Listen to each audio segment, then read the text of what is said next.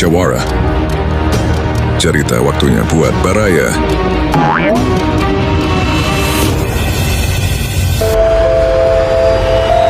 Cerita drama misteri. Pesugihan siluman Gunung Salahangker. Pada kisah kali ini, kami akan menceritakan seorang pemuda yang mengalami depresi. Pemuda ini sempat ingin mengakhiri hidupnya akibat hutang yang banyak karena terjerat perjudian online. Untuk membayar hutang-hutangnya, akhirnya pemuda itu memutuskan untuk melakukan pesugihan ke Gunung Siluman Salahangker. Bagaimana kisah serunya? Saksikan cerita bergambar berikut ini dengan judul Pesugihan Siluman Salahangker. Selamat menonton.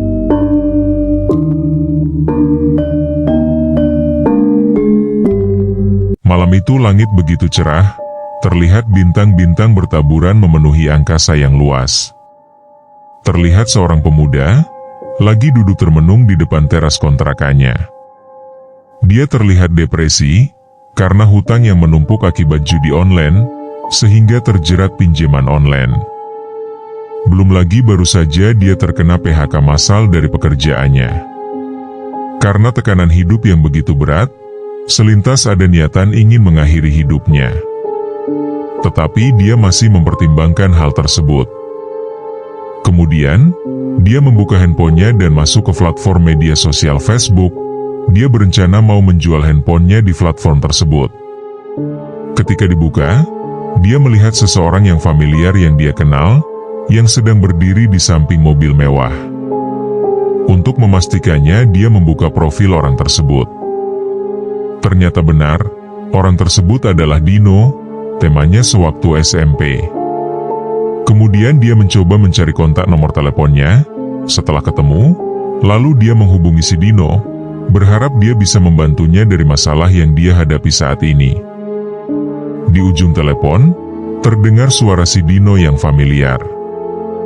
Halo, maaf, dengan siapa saya bicara? Ya halo, ini Dino kan? Gua Yogi, teman SMP lu masih ingat kan?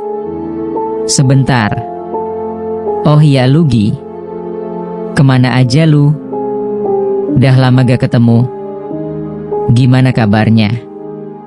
Kabar gua kurang baik, Din. Loh, emangnya kenapa lu? Yah, panjang kalau diceritain. Setelah mengobrol cukup lama, akhirnya si Yogi mulai mengutarakan masalahnya kepada si Dino, berharap si Dino bisa membantunya. Ya udah, besok pagi gua ke kontrakan lu deh. Gua punya solusi atas permasalahan yang lu alami saat ini. Keesokan paginya, si Dino sudah berada di kontrakan si Yogi. Mereka berdua pun asik mengobrol mengenang masa-masa mereka sewaktu sekolah. Kemudian, si Yogi menjelaskan kembali masalah yang dia alami saat ini, dan si Dino mendengarkannya dengan seksama. Setelah mendengar penjelasan yang disampaikan si Yogi, si Dino mulai berbicara menyampaikan solusi buat masalah yang dihadapi si Yogi. Si Yogi pun nampak serius mendengarkan pemaparan yang disampaikan si Dino.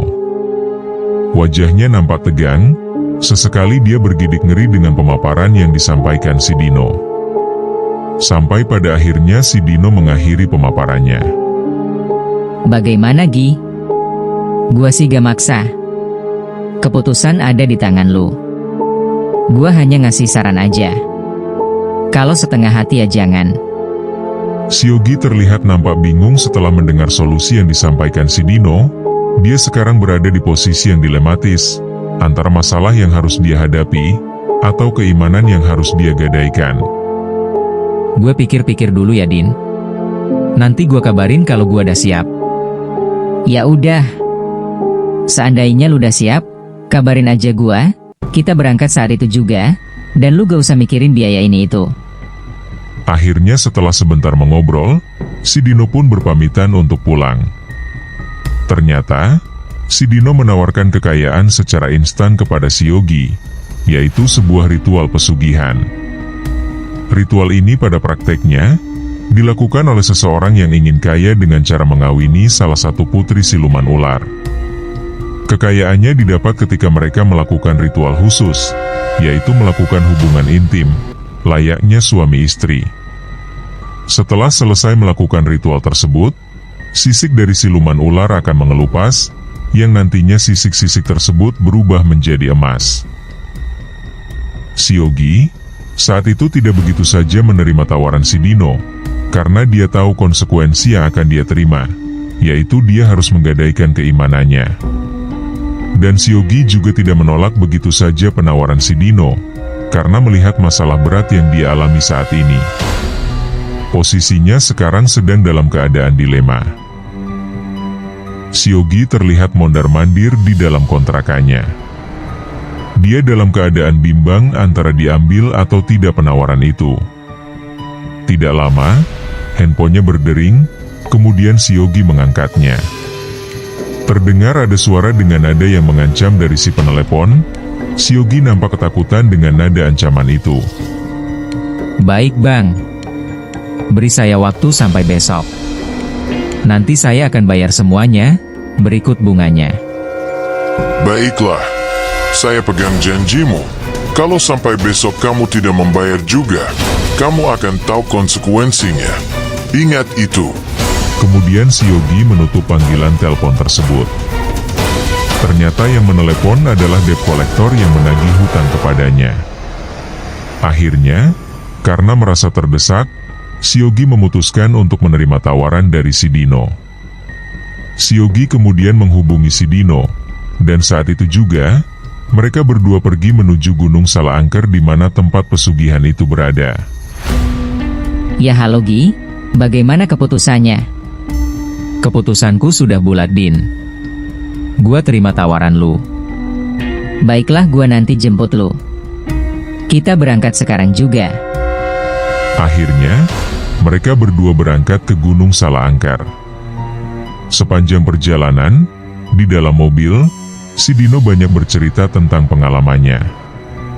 Bagaimana dia bisa hidup mewah, harta yang melimpah, dan bisa jalan-jalan ke luar negeri. Semuanya itu dia dapatkan dari ritual pesugihan tersebut. Si Yogi yang mendengarnya nampak serius, terkadang dia senyum-senyum sendiri, membayangkan dirinya berada di posisi si Dino sekarang. Singkat cerita, setelah menempuh perjalanan yang lumayan jauh, mereka pun sampai di lokasi. Kemudian mereka memasuki sebuah rumah yang sudah terlihat rapuh. Rumah tersebut adalah rumahnya Mbah Parjo, seorang dukun atau kuncen Gunung Salaangker. Silahkan masuk. Buka ojo pintunya. Sebelum mereka mengetuk pintu, terdengar suara dari dalam rumah, menyuruh mereka untuk masuk. Mbah Parjo seperti sudah mengetahui kedatangan mereka. Ketika pintu itu dibuka, aura mistis sangat kental keluar dari dalam, disertai aroma dupa yang begitu menyengat. Terlihat sosok orang tua memakai pakaian serba hitam, sedang duduk bersila dengan mata terpejam. Silahkan duduk. Apakah semua persyaratannya sudah dibawa?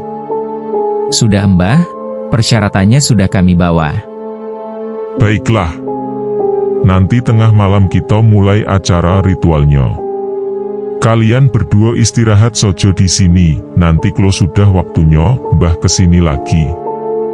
Si Mbah Parjo kemudian berdiri, dan meninggalkan mereka berdua begitu saja.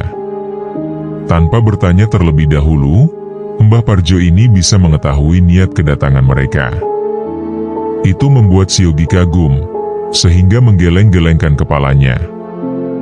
Dan si Doni hanya bisa tertawa kecil. Din, sakti juga ya si Mbah Parjo. Gua kan belum ngomong, kok si Mbah sudah tahu ya tujuan dan niat gua datang ke sini. Yah, gue sih daga aneh Gi, emang dia itu sakti. Si Mbah emang gitu orangnya, dia gak banyak ngomong kayak dukun-dukun yang lain. Langsung to the point. Mereka berdua pun istirahat di rumah tersebut.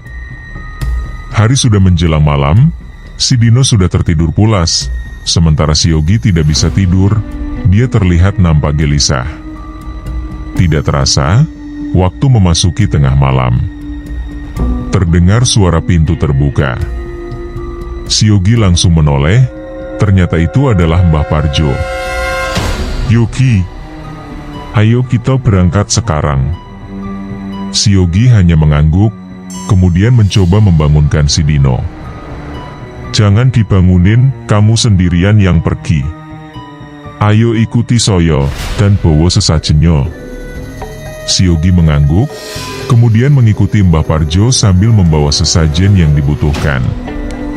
Mereka berdua pergi berjalan kaki menyusuri hutan menuju sebuah gua, di mana praktek ritual pesugihan akan dilakukan di sana.